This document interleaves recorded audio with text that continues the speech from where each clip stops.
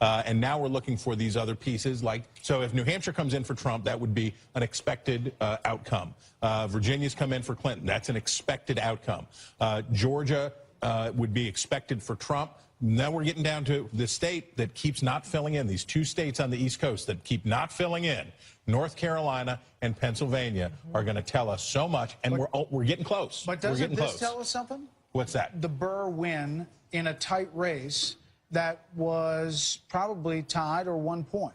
Well, so over history, candidates generally outperform, Senate candidates generally outperform presidential candidates, averages something like 8 points. So you can read something into it that the Republicans have something to be happy about there, but in terms of what it means in the race, we probably tap the brakes for a second. Okay, so if she wins North Carolina, it is a major blow. Yeah, this is his chance to get to 270. This is the bloodiest, hardest ground of this race is found in North Carolina, and it is found in basically the corridor that runs from Raleigh down to Charlotte. We're talking about this center part of the state, and the fighting has been bitter and brutal there, and it could decide this election. But back to the Senate. Does this actually mean that the Republicans are likely to keep control? I mean, there's several outstanding at this point. We're still waiting on Pennsylvania. There's still 4 balls in the hopper for the Democrats. No, but it could be 50-50. Right. It's more likely now that it is 50-50 than it's not. They're only +1. Well, it's more likely that it's going to be 50-50 because they just held on to a seat. But the question is, does it actually make it 51% more likely that they can retain control than not? I don't think so. And first of all, full disclosure, I'm involved in a super PAC that just spent $22 million in North Carolina. And if you thought that was a big sum, we spent $32 million in New Hampshire. So let me just say, each one of these, we should have cut a deal with every voter, decisive voter, and cash on the barrelhead. Bitter party of one. Yeah. But look, these are each one of these races doesn't signify the victory in North Carolina doesn't signify a victory in Missouri or New Hampshire or Pennsylvania. These are all individual races, idiosyncratic, driven but just by... do the math. I mean, they're +1, and then you give them all 3 of those, that's +4. Yeah. They're not going to pick up, let's say they hold Nevada, that's still +4, and then they have to win the White House to take control. That's what I'm saying. Yeah, look, I look at it a different way. Easier way to do it is there are 11 seats that really are going to decide control of the House, of the upper house, and one is a Democrat seat in Nevada. The other 10 are incumbent Republicans. The Republicans need to keep 7 of those. They've got Arizona, Ohio, Florida, now North Carolina, and Indiana. That's 5. They got to pick up 2 more out of the remaining ones: New Hampshire, Pennsylvania, Missouri, and Nevada. Wisconsin. And Wisconsin. One more thing. Our colleagues, John Stossel and his producer, Maxim Lott, run a website in which they track the betting odds. It updates every minute. At the moment, you're not going to believe this, at the moment, it rates Donald Trump with a 75.1% chance of winning the election, as opposed to a 24.6 chance. We got a lot of people with money on this. So just put down a bet. In addition to that, the stock futures have been plunging on the news that Mr. Trump is doing better. You may recall that we had a big rally when it appeared in recent days that she was pulling ahead and pulling away. So those are the odds now. And John Stossel can make a very convincing and interesting case that this is a better way to look at it. I'd be careful as to how many bettors were influencing those anybody particular over at that odds. desk who's lost any money tonight might not want to put their money on Mr. Trump because the odds are in his favor. You won't get a very good return. Look, we need to leaven this just a little bit. Just remember, she's got the lead. She's got the leading hand in 18 states in the District of Columbia that they've won 6 elections in a row. That's 242. She's now taken Virginia, a swing state. That gets her to 255. She's taken New Mexico. That gives her 260. All she's got to do is win 2 out of 3 states. Right. Either New Hampshire, Colorado, Nevada, pick 2 of the 3, and she's at 270 plus. But isn't that assuming that she holds on to Minnesota and Michigan? Yeah, and it also assumes, though, she loses Ohio, North Carolina, and Florida. And the 538 blog, which has had her up 75% likely to win, has got it down to 60%. But if you're, I mean, imagine. I love the scientific precision. I know, but it's easy to understand. It's easy to understand for the defense. It must be said of those guys that they've done pretty well in the past. Yeah, they have done very well in the past. They got to carry 538 did terribly in the GOP primary. 2 points past the decimal for it to be 538 blew scientific. the Republican primary badly. But have you ever seen Brit Hume work an iPhone? I mean, he can get from blog to blog. I just think the betting odds thing is just hilarious. Go ahead, Tucker Carlson. If you're a Democrat and you're in an election watch party in my neighborhood in Northwest D.C., you are horrified right now because you consider, thank you, a Democrat at confirming, you consider Trump not just a buffoon, but evil, a monster. He's a moron and he's stupid in your view. And you're behind the single best financed campaign in the history of democracy going back to the Roman Republic. Like, no one's ever had more money. And so you're wondering, like, how did this happen? And I have to say, maybe the lesson is not even connected to either candidate, but populist economics may be undergirding some of this. And that's just not her. Does anybody doubt if Elizabeth Warren was the nominee? If Democrats had gotten a nominee they actually kind of identified with on an ideological level, and it's not Hillary. A lot of Democrats, probably the majority of Democrats, think the big banks are part of the problem with the country right now, and she is the unanimous supporter of the big banks. Yeah. So if they had a candidate, well, she does, actually. And if you had a candidate who aligned with you ideologically, maybe she'd be doing a lot better than she is now. What about Obamacare? We haven't even discussed that tonight, and it's, you know, implosion to some extent as we approached Election Day, and these premium hikes going up 50% in many places, and Trump trying to run on a promise of repeal and replace, although without specifics, as you point out. But that law is actually having a real impact on people's lives. I think it is. I mean, I think there is an ideological component here. I just don't think it's the one that you're identifying. If you look at the trade numbers that we were talking about earlier, they're pretty evenly split, as Charles pointed out. But if you look at other numbers, you talk about what kind of change people want, that's a question that was asked in the exit polls. Continue Barack Obama's policies, 28%. Change to more conservative policies, 46%. Change to more liberal policies, 18%. So I think we are getting a sense that the voters, at least the voters who are supporting Donald Trump, have said enough. I mean, President Obama came into office in 2008 and announced that he was going to be an activist liberal president.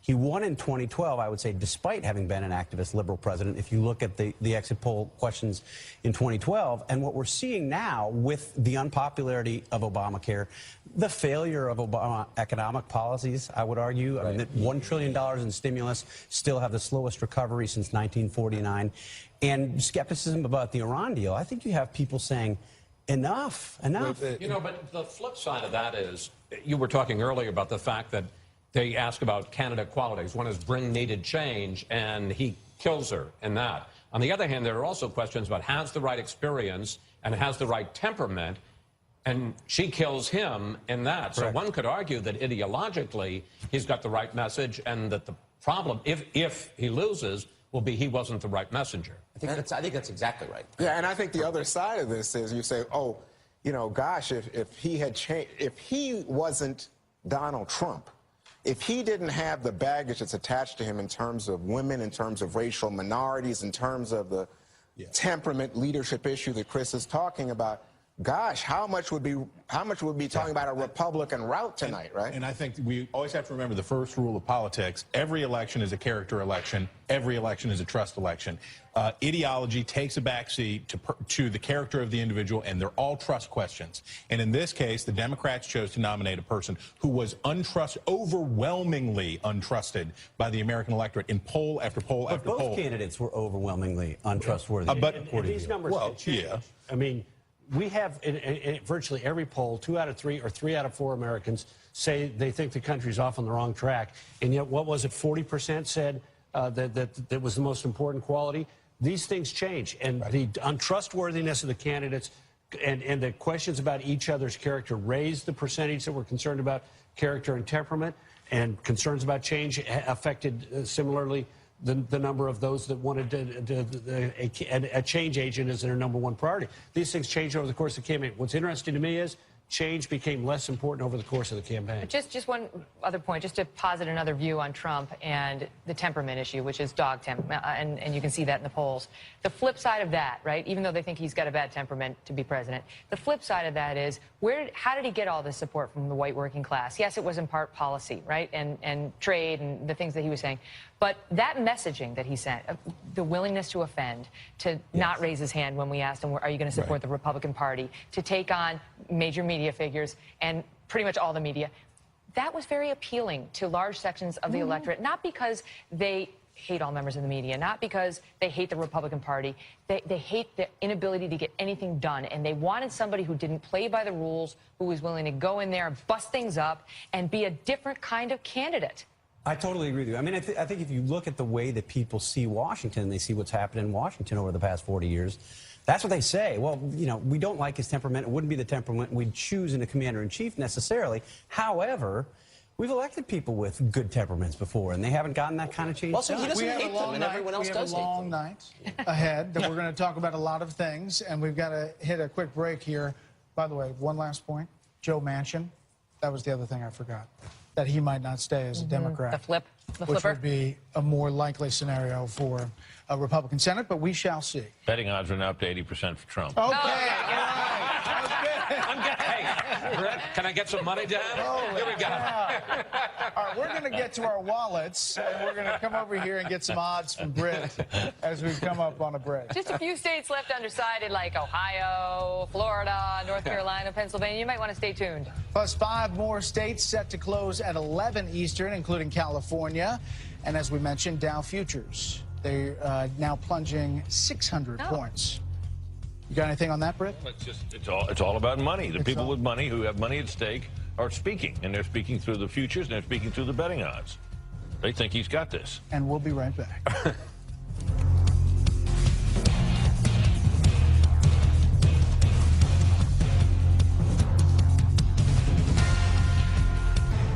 This is the Fox News Election Alert. We have a big call to make tonight, and that is that the Fox News decision desk is projecting Hillary Clinton will win the swing state of Colorado tonight. Colorado going blue, according to the Fox News decision desk. That's significant, as both campaigns had worked hard for Colorado voters, but Hillary Clinton managing to pull out a win in that state as we continue to await so many of the other critical swing states. As you were talking, a critical swing state has been called by the Fox News decision desk. Ohio will be Donald Trump's category. A victory for Donald Trump in Ohio can be called by the Fox News decision desk at this point. That is 18 electoral votes. No Republican has won the White House without winning the state of Ohio. Donald Trump, the GOP nominee, has just won the state of Ohio. So now you have the electoral votes at 168 electoral votes for Donald Trump, 131 for Hillary Clinton. He still has some work to do, as we mentioned, about winning blue states in that blue wall. But he is on his way. We have not called Florida yet. Need 270 to win, so he's got to get another 102 states. Step right up, folks. Right? Oh, what? What? This is the 538 blog that has had Clinton ahead all night. Yeah.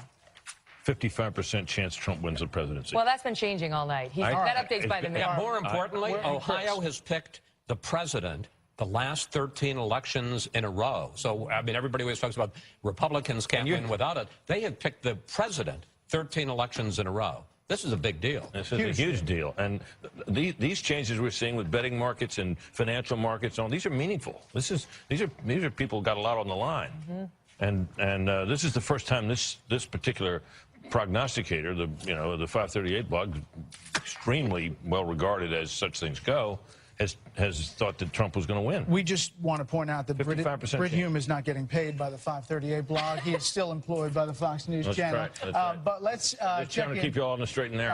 All right. With both the Trump and Clinton campaigns, let's begin with Chief Political Correspondent Carl Cameron, live at Trump headquarters. Carl, I mean, this has to be huge, earth-shattering news there. Absolutely. Big reaction here. The crowd whooping it up. They're watching Fox News Channel very, very carefully. Winning Ohio keeps the Trump plan in place. It's a really simple strategy. Win all the Romney states, pierce that blue wall, and they can do it. We know now that there's about 95% of the vote in Florida, and it's very, very tight, just a couple of points. North Carolina, 83% of the vote in, and still very close. Michigan's only got 30% of the vote in, and it is a long way for the Michigan vote to get full. And that means if Trump can hold on to all the Romney states, which included Ohio, if he can defend North Carolina and pull off a victory in Michigan, that would get him to 275 electoral college votes if he holds all of the Romney red states. So lots of reason for real enthusiasm and a renewed optimism here at Trump headquarters tonight, Brett. Carl, do they see optimism in Michigan, Minnesota? Where is the blue state?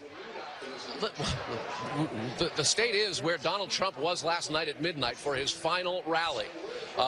there were a lot of questions about whether him going to Minnesota and Michigan was going to have a payoff, and now Michigan would be able to put him over the top if he can, with the 70% of the vote that's still not counted, pull off a victory and steal a blue state there. That would make the difference, assuming he can hold all the Romney states. In Michigan, it was huge crowds. Wherever Trump went, he got big crowds. And they're turning out there. I mean, he spent a tremendous amount of time in Macomb County, the suburbs around Detroit, where that is the birthplace of Reagan Democrats. That is blue-collar, working-class white Americans, and they were in big numbers coming out, and the Trump campaign said all along that it was the spirit of his supporters and the momentum that came along with it that ultimately could propel a last-minute upset victory here. Carl Cameron at Trump campaign headquarters. Carl, thank you. I want to bring you an important update now on the balance of power before we get to Jennifer Griffin, and that is that Fox News decision desk is now projecting that the Republicans will hold control of the U.S. House. This is not a huge surprise. We understood that would happen. They've lost some seats. They currently enjoy a 59-seat advantage over the Democrats in the House, which means the Democrats would have had to net 30, a gain of 30 seats. They have not managed to do it, and they will not manage to do it. They're projecting that they'll probably gain between 10 and 20 seats, falling short of majority control. So the Republicans have control of the lower chamber going forward. We know that. I want to check back in, meantime, with Jennifer Griffin, who's at Clinton headquarters tonight. Jennifer? Megyn, well, what's notable here at headquarters is that, in fact, it's been a really subdued crowd for most of the night. And what we noticed is that they turned away from watching news channels. They're not watching Fox News over here at Democratic headquarters. But there was a lag effect where only recently did this crowd learn that Virginia had been called for Clinton. There was a little bit of applause at that moment. But right now we're hearing speeches from outside. Governor Andrew Cuomo is speaking. But they've gone to some videos, including that song, Fight Song, that has been her popular mantra going on to stage, and a lot of Hollywood stars coming out and speaking. They pulled Katy Perry out to speak to the crowd, but it was very subdued as they were watching the returns coming in on rival news channels. And again, only just now did they learn that Virginia has gone to Hillary Clinton. Megyn? Jennifer, thank you. Let's bring in our panel, Martha McCallum, George Will, Maria Bartiromo, and Guy Benson. Maria, I want to start with you. These Dow futures down 700 right now. Give us a lowdown. What's happening? The market is selling off because obviously this was unexpected from Wall Street's perspective. The market wants to see certainty. So investors are going to be buying on a Hillary win and selling on a Donald win. And the bottom line is because he's the unknown. You know, Hillary Clinton, we know, would build on many of President Obama's policies. The fact that Donald Trump is talking about ripping up NAFTA, talking about repealing and replacing Obamacare, these are all unknown. So that's one reason that the market is selling off. I would predict to you, Brett, that this ultimately will be a huge buying opportunity. Because when you look at both candidates' economic plans, on the Trump side, he wants to lower taxes and roll back regulations. Regulation has been the one barrier for small business and large business, by the way, in terms of growth. Economic growth is the priority. That's what this country needs right now. That's what will be positive for the markets. And I think ultimately people will view this major sell-off tomorrow as a huge buying opportunity because of his policies. Hillary Clinton wants to raise taxes. She wants to raise wages. That's going to make it much more expensive for business. They will likely sit on cash, not increase hiring, not increase investing. Pretty much more of the same of what we've been seeing over the last 8 years. So we should be careful. I mean, obviously, he has not gotten to the 270, and he still has a path that he has to get some big states to do that. You're saying if he wins the presidency, what the markets would do. Well, the markets are indicated to be down sharply because the market is seeing this result, what we're seeing tonight, as the potential that Donald Trump may win. And that's why the markets are selling off right now. George Will, you are not a Trump fan. I think it's safe to say. Detected this. And your reaction now as you see the results coming in tonight, are you surprised, and what's your feeling? I am surprised, and one thing to note is one of the most powerful predictors of presidential outcomes over the years has been the job approval of the president. That is, when an incumbent president is not running for re-election, if his job approval is over 50%, it's a strong likelihood that the candidate of his party will win the presidency. Mr. Obama is in the mid-50s now, which is a very powerful pull that's not working on behalf of Mrs. Clinton. Second, you mentioned a moment ago it's expected and was expected that the Republicans would hold the House. What that means, however, is that if Mrs. Clinton becomes president, she will be the first president since Grover Cleveland, first Democratic president since Grover Cleveland in 1885 to take the presidency without controlling both houses of Congress. On the other hand, it is possible from what we're seeing tonight that if Mr. Trump becomes president, he will have both the House and the Senate. The American people constantly complain about gridlock in Washington and more often than not produce the prerequisite for gridlock, which is divided government. So unified government has been, since the Second World War, the exception rather than the rule, but it could be produced tonight. But just a quick follow-up. What message do you take from it? Donald Trump hasn't won yet, but he's certainly doing better than a lot of people thought he might in many states. What message do you take from that? As somebody who was a lifelong Republican, a conservative, who you say the party has left you, what message are you receiving from these voters? If you look at the enormous millions of votes who are voting for both Mrs. Clinton and Mr. Trump, the country is not the center-right country that the Republicans have assumed all along, a country clamoring for small government, clamoring for the rule of law, clamoring for a strong, assertive, often interventionist foreign policy. It's not the sort of center-right country that the Republicans have presupposed. Martha, you've been looking at the exit polls all night. We talked earlier about the gender gap closing in those exit polls, but there are other things inside the exit polls about that feeling of kind of kicking over the table and Washington doesn't work. Yeah. I mean, covering exit polls tonight has been tricky business because it looked like they were leaning in one way, and now we're seeing kind of a different picture. So it makes you question what's in these numbers to some extent. However, they do still indicate that it's tight, that it will be close when you look at how these numbers break down. And when you look at Ohio, there's some really interesting things in this Ohio win. One is the question of whether or not trade takes away jobs. 64% said that was important to them, and they believe that trade takes away jobs. Take a look at the union vote. They went for President Obama 60% in the union vote. 37% of union voters went for Mitt Romney. Trump's got 50% of them. This is the audience that he has spoken to so powerfully in Ohio and in places like Michigan and Wisconsin as well. It's that Midwest Rust Belt that he is trying to put together, and it indicates that it's working for him in the numbers in Ohio. You know, also look at the fact that as slim as it is in terms of the black vote, he's at 6%. Mitt Romney was at 3%. He's one of the few Republican candidates who's tried with this group. He went out there and said, you know, look, you've tried everything else. Why not give me a try? And it seems to be moving the needle a little bit. And he condemned Mitt Romney over and over for choking and for not going far enough and for not being able to, you know, push the needle further with all these groups. In incremental ways, he has pushed the needle with some of these groups and expanded that area a little bit for Republicans, and it's quite interesting to see how all this is playing out. And just one point on exit polls, and you mentioned at the beginning, the fact that we caution at the very beginning that these things can be wrong. Yes. And that's why we do that, because we've seen it before, and we were even warned today that it seemed like in some states in particular, Democrats would answer the polling and Republicans wouldn't. So that's the caution we always start with. And we still don't know. I mean, you know, when you look at these numbers, and we've got a ways to go, 102 electoral votes still to be tallied for Donald Trump. But these indicators are really interesting in terms of how the electorate may be moving. And this Midwest Rust Belt is clearly something to watch very closely. Guy, as much as we see, you know, you have to feel that the Trump supporters out there who have been such fervent supporters of him are feeling uplifted and excited and heard right now, right? And heard. There's obviously half the country or some faction on the other half that's terrified of him, and that would be feeling downright frightened, perhaps, if he were to win tonight. And that's a real sentiment in the country as well. Yeah, and I've spoken to a number of plugged-in Democrats over the course of the evening. At the beginning of the night, they were confident. I would say supremely confident. Then a few hours later, queasy. Okay, but queasy.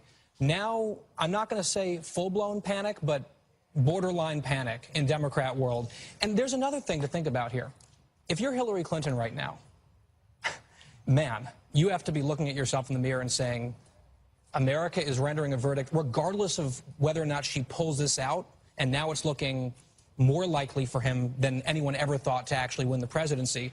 She is a surreally, historically loathed political character. The fact that she is in real danger of losing the presidency to someone whose disapproval rating's 60%. And once again, Donald Trump is defying expectations totally. Again, when will we learn? Think about that, Maria. From the moment he took that escalator ride down in Trump Tower and announced his presidency, to the moment that he ran against 16 other people, to the moment nobody thought he had a chance, and then when he gets in this race, and here we are. Yeah. And I think the reason is his message resonates with the working man and woman out there. And we have a recovery that is underway in the economy from the massive upset back in 2008. But most American families are not really feeling that recovery. We're seeing these economic numbers month after month that seem to be showing improvement, and yet people's wages are the same as they have been 20 years ago. And yet people cannot find a job that they have the skill set for. So you have an economy that is growing about 1.5%, 2%. We had a pretty good GDP number, better than expected the last reading, but you're still averaging slow economic growth, and people are worried about opportunities for themselves. He resonated with that population, and that's why he's doing as well as he is. And just to follow up on a point we were getting to earlier, Obamacare. We haven't spent a lot of time discussing it, but that is one of those issues in the way that gas prices affect your actual pocketbook and grocery store prices affects your actual pocketbook. Obamacare has begun, maybe implosion is too strong, but certainly brush fires in many, many states has begun in earnest. Megan, you're absolutely right. That is the #1 issue in terms of the regulatory story that businesses and individuals are upset about. You're talking about these increases in 2017. That was not good timing for Hillary Clinton to see that we're going to see 116% increase in Arizona, for example, for Obamacare. This is the one issue that keeps coming up when I'm speaking with managers of businesses and CEOs, the reason that they don't hire more workers, the reason that they're not investing in their businesses, and that resonates. So Obamacare is the #1 regulation that his supporters want to see repealed and replaced. Okay, we just have one quick update before we hit a break. Curriculum. Okay, this is the New York Times live presidential forecast. The New York Times. This is not the betting odds. This is what the New York Times, which is no friend of Donald Trump, says. Chances of Trump winning the presidency, 91%. Wow.